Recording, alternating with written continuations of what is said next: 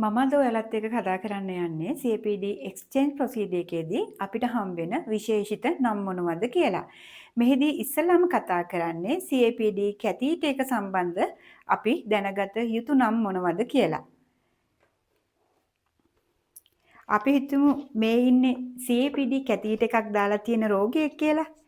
එතකොට මේ CAPD කැතීට එක රෝගියාගේ සමෙන් එළියට එන ස්ථානය අපි එතන එක්සිස් සයිඩ් එක කියලා හඳුන්වනවා.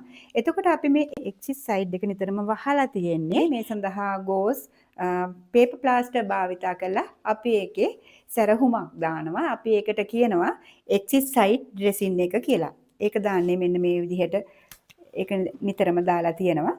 එතකොට රෝගියාගේ උදර කුහරය තුලින් එළියට එන බටය ඒක අපි කියනවා CAPD permanent catheter එක කියලා.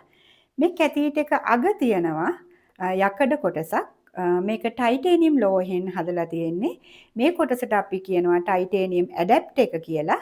මේක උදව් වෙනවා ට්‍රාන්ස්ෆර් සෙට් එක රෝගියාගේ catheter එකට සම්බන්ධ කරන්න. එතකොට මේ කොටසට අපි කියනවා ට්‍රාන්ස්ෆර් සෙට් එක කියලා. ඒක මේ විදිහට කැතීටර් එකට සම්බන්ධ කරන්නේ ටයිටේනියම් ඇඩැප්ට් එකකින්.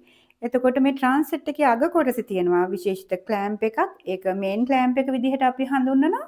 මේකට අපි කියනවා ට්විස්ට් ක්ලෑම්ප් එක කියලා. ඒක මේ විදිහට අරින්න වහන්න පුළුවන්. එතකොට මේ අන්තිමටම තියෙන කොටස මිනි කැප් එක. මේක අපි හැම ප්‍රොසීඩියර් එකකදී මාරු කරනවා. මේකට කියන්නේ මිනි කැප් එක කියලා. මේ කිව්ව නම් ඇත්තටම ඔයාලට ඉතින් ගොඩක් හුරු නැතුව ඇති. මම මේක ඔයාලට විස්තර කරන්න රූප සටහනක් මගින්.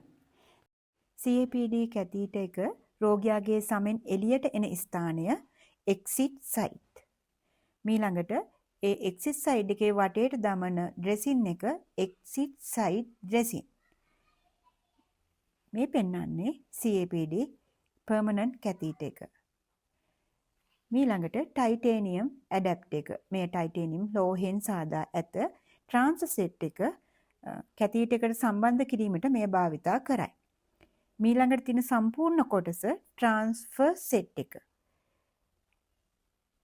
මේ තියෙන්නේ ට්විස්ට් ක්ලෑම්ප් එක. මිනි කැප් එක.